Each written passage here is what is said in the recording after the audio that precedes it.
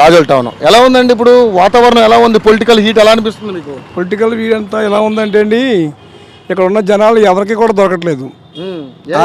ఎందుకంటే silent voting అంతా జరుగుతుంది మన నియోజకవర్గంలో. మీ నియోజకవర్గం సైలెంట్ ఓటింగ్ జరుగుతుంది. సైలెంట్ ఓటింగ్ ఎలా జరుగుతుంది అంటారా, ఇక్కడ ఉన్న లేడీస్ అందరూ కూడా డ్వాక్రా మహిళలు కానివ్వండి, వడ్డాన్ ఫింక్షన్ తీసుకున్న వాళ్ళు కానీ, నిరుద్యోగ వృత్తి కానీ, హౌసింగ్ కానీ, ఇటువంటి మంచి మంచి స్కీముల్లో చంద్రబాబు నాయుడు గారు ఈ 5 సంవత్సరాలు మళ్ళీ నెక్స్ట్ కూడా ఈ 5 సంవత్సరాలు కూడా చంద్రబాబు నాయుడు గారు ఉంటేనే ఈ రాష్ట్ర అభివృద్ధి జరుగుతుందని అందరూ ఆకాంక్ష. అలాంటి దాంట్లో అందరు నిర్ణయం అయిపోయి ఎవరికి వచ్చినా ఎవరు ఉన్నా ఏ పని చేసినా కూడా ఈ అభివృద్ధి చంద్రబాబు నాయుడు వల్ల సాధ్యం అవుతుందని అందరూ కూడా సైలెంట్గా ఉండి ఓటు సైలెంట్గా జనాలకు తీర్పిద్దామని చెప్పి నిర్ణయం ఉన్నారు. అందరూ కూడా ఓటర్లు చంద్రబాబు నాయుడు గుద్దేస్తారంటారు లాస్ట్ వరకు కూడా క్లైమాక్స్ లో కూడా. మరి ఇప్పుడు జనసేన కూడా చాలా గట్టిగా కనపడుతుంది అంటున్నారు, త్రిముఖ పోటీ అంటున్నారు. తర్వాత వైఎస్ఆర్సీపీ ఒక్కసారి జనసేన అన్నది ఎలా ఉందంటే అండి, వాళ్ళ కాన్సెప్ట్ ఏంటంటే ఈ నియోజకవర్గంలో ఎక్కువ కాపులు ఉన్నారు, ఒక 50,000 మంది కాపులు ఉన్నారు. బయట నుంచి 15,000 తెచ్చుకుంటే మీ నెగ్గేస్తాం అన్న ఆ యూలో వాళ్ళు ఉన్నారు.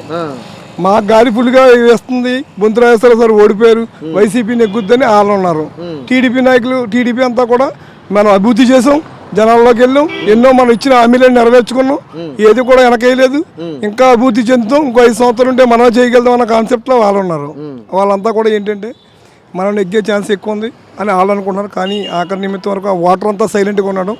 లేడీస్ అంతా కూడా డ్వాక్రా మహిళలు కానీ, పెన్షన్ తీసుకునే వాళ్ళు కానీ అంతా కూడా టీడీపీ వైపు ఎక్కువ మొగ్గు చూపి ఆఖరి నిమిట్లో లేడీస్ కానీ ఎవరైనా కూడా టీడీపీ కొడతారు. ఇంకో 5 సంవత్సరాలు టీడీపీ వస్తేనే ఈ రాష్ట్రం బాగుపడుతుందండి.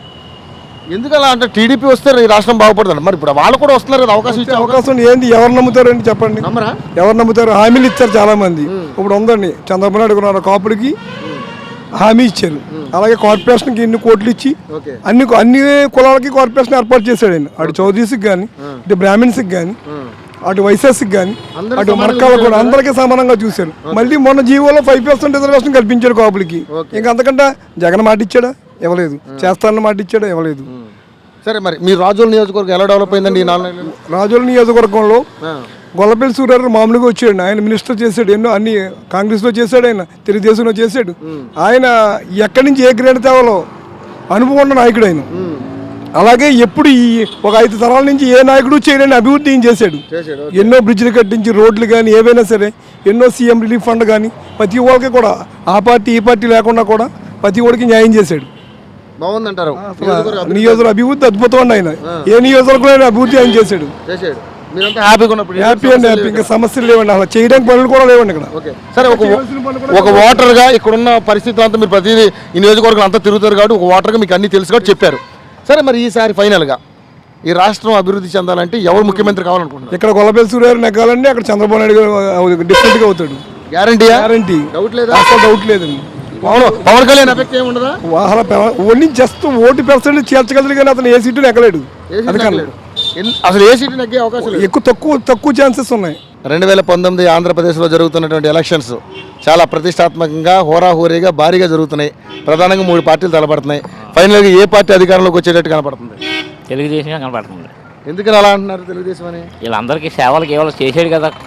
ఏం చేశారు సేవలు? సేవలు చేయటం అంటే ఇప్పుడు అంతకుముందు అక్కడి నుంచి వచ్చేసిన తర్వాత, హైదరాబాద్ నుంచి ఇక్కడికి వచ్చేసిన తర్వాత అక్కడి నుంచి వచ్చినా సొమ్ము రాపోయినా ఇవన్నీ చేయటం అన్నీ జరుగుతున్నాయి. పింఛనీలు ఇవ్వడం జరుగుతున్నాయి. ఉన్న వాళ్ళకి కింద పెట్టడం మీద పెట్టడం అన్నీ కూడా జరుగుతున్నాయి. ఇప్పుడు కొత్తగా వచ్చినప్పుడు మళ్ళీ డబ్బు రావాలి, మళ్ళీ ఇవ్వాలి. ఈడైతే మామూలుగానే ఇచ్చేయడం జరుగుతుంది. అంత అవకతవకలు అంటే మొత్తం అదేదో డబ్బు రావాలి, అదేదో చెయ్యాలంటాడు. అంతకు ముందు కూడా ఈడేం చేశాడంటే డబ్బు లాస్లో ఉన్నా ఏమున్నా కొంచెం ఇబ్బందుల్లో పడ్డా నడిపాడు. పాతోడు ఉన్నాడు అనుకోండి, నడిపింది ఎలాగా నడిపేస్తాడు. కొత్త నడపాలంటే కొంచెం రాజకీయంలో మెత్తపడతాడు. అది ఒకసారి అవకాశం అడుగుతున్నారు కదా. అడుగుతున్నా, ఎవరి ఇష్టం వాళ్ళది ఏం చెప్పలేము. ఇప్పుడు అది కూడా ఏం చెప్పలేము. అంటే లోనికి వెళ్ళేదాకా చెప్పలేము. తన డబ్బులు మహిమ బొక్కలో ఏం పడతాడో ఏంటంటే చెప్పలేం కదా. అది ఏ పుట్టలో బాగుందో మనం ఏం చెప్పలేం కదా. చెప్పలేం. సరే, ఫైనల్గా పెద్ద అయినా ఈ రాష్ట్రం బాగుపడాలంటే ఎవరు వస్తే బాగుంటుంది అనుకుంటున్నారు? దేనికి ముఖ్యమంత్రి ఎవరు వస్తే బాగుంటుంది అనుకుంటున్నారు? చంద్రబాబు నాయుడు. మరి ఎలా ఉంది రాజోల్ నియోజకవర్గం? బాగుందా? బాగుండండి, ఏం చెప్పలేండి. 3 దెబ్బ కొట్టాడు. అంటే అభివృద్ధి ఎలా జరిగిందని? ఆ బుద్ధి ఏం జరిగినా ఆయన్ని బట్టే కానీ ఇంక ఎమ్మెల్యేని బట్టి ఏం కాదు. ఆయన బట్టే పెద్ద ఆయన పెట్టే పెద్ద ఆయన పెట్టి ఎమ్మెల్యేలైనా వాళ్ళు ఏదో దోసుకోవడం కోసం గొల్లపల్లి సూర్యారావు గారు బాగా చేశారు ఇక్కడ. బాగా చేశాడు. చేయటమే ఉందండి. కార్యకర్తలు ఎవరు వెళ్ళినా కార్యకర్తల మాట వింటాం, కార్యకర్తలను కలగటం. ఇప్పుడు మనం వెళ్ళాం అనుకోండి, మనతో మాట్లాడే పని ఉండదు. కార్యకర్తలు వింటాం, కార్యకర్తలే నడిపించడం, కార్యకర్తలే ఫోన్ చేసుకోవడం కానీ జరుగుతుంది. మొత్తం పని జరుగుతుందా? పని జరుగుతుంది. పని జరుగుతుంది మొత్తం మీద. మరి పని జరగకపోతే ఎలా కుదురుతుంది? రేపు పొద్దున సీ అంటారు కదా, ఆ సీ అనకుండా చూసుకోవడం కొరకు అంతే. ఓకే, సరే ఈసారి మద్దతు ఇస్తే మీరు ఎవరికి ఇస్తారు? పెద్ద ఎవరికి? ముఖ్యమంత్రికి ఎవరికి ఇస్తారు మీరు మద్దతు? ఇంకా ఆయనకే ఇవ్వాలి. చంద్రబాబుకి. మరి పవన్ కళ్యాణ్కి ఎవరా? ఏం చెప్పలేం. చెప్పలేరు. అంటే ఆయనకి మాట ఇచ్చున్నాం, ముందు వచ్చి కలిసారు కదా. ముందు వచ్చారు కాబట్టి కలిసారు కాబట్టి వాళ్ళకి మాట ఇచ్చేసారు. మాట ఇచ్చేసాం. చూస్తున్నావు కదా ఎలా ఉంది వాతావరణం ఇక్కడ, పొలిటికల్ హీట్ ఎలా అనిపిస్తుంది? పొలిటికల్ అయితే ఇంకా వన్ సైడ్ వార్గా ఉంది. ఇటు సైడ్ చెప్పాలంటే చాలా బాగుంది మా సైడ్. ఏం బాగుంది మీ సైడ్? మా సైడ్ అయితే జనసేన ఫుల్ ఫ్లెడ్జ్డ్గా ఉంది.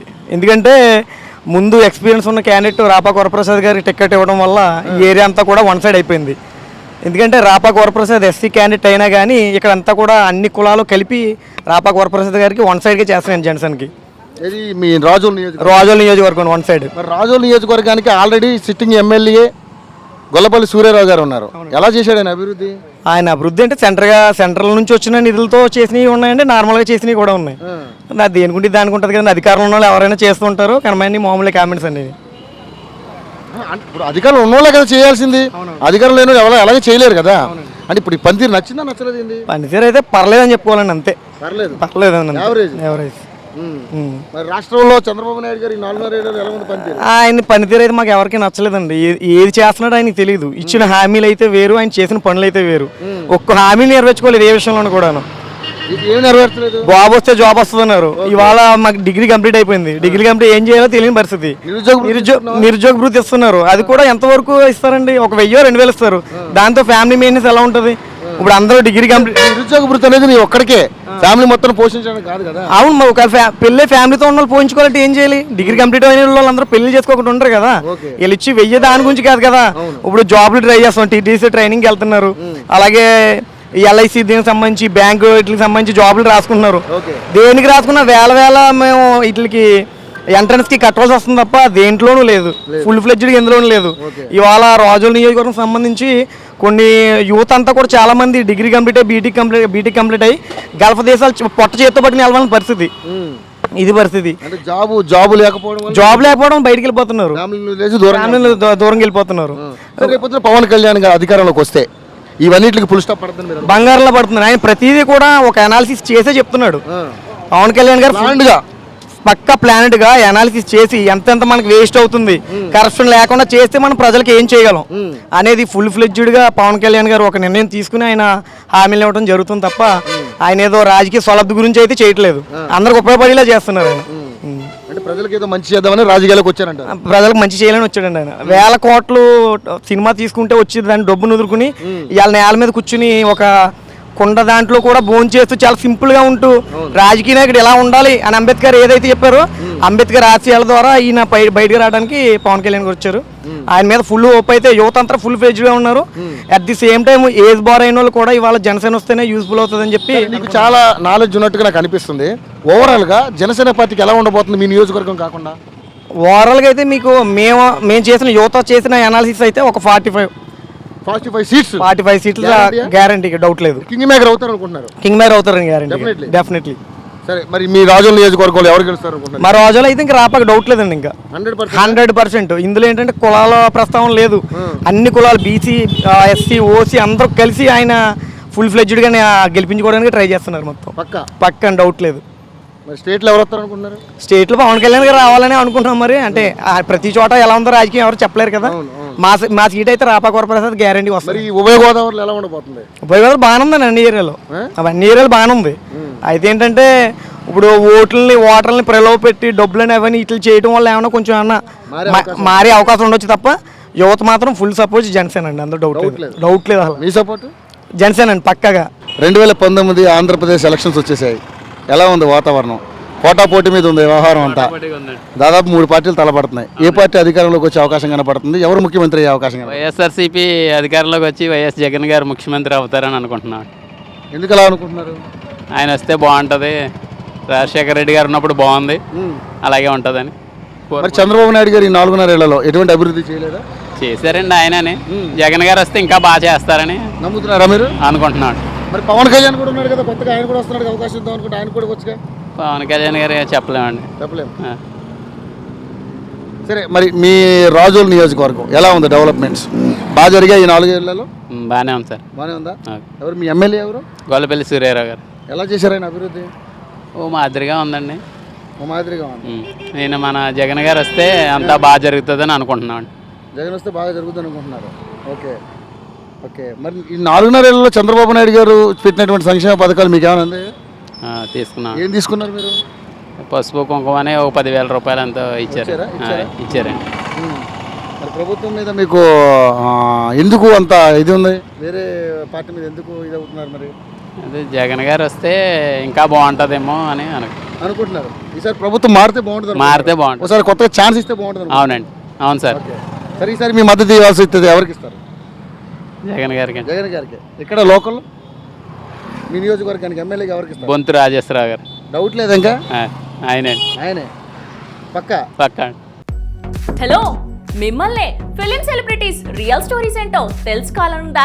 లేటెస్ట్ గా రిలీజ్ అయ్యే మూవీ రివ్యూస్ నేను చెప్తే వినాలనుందా?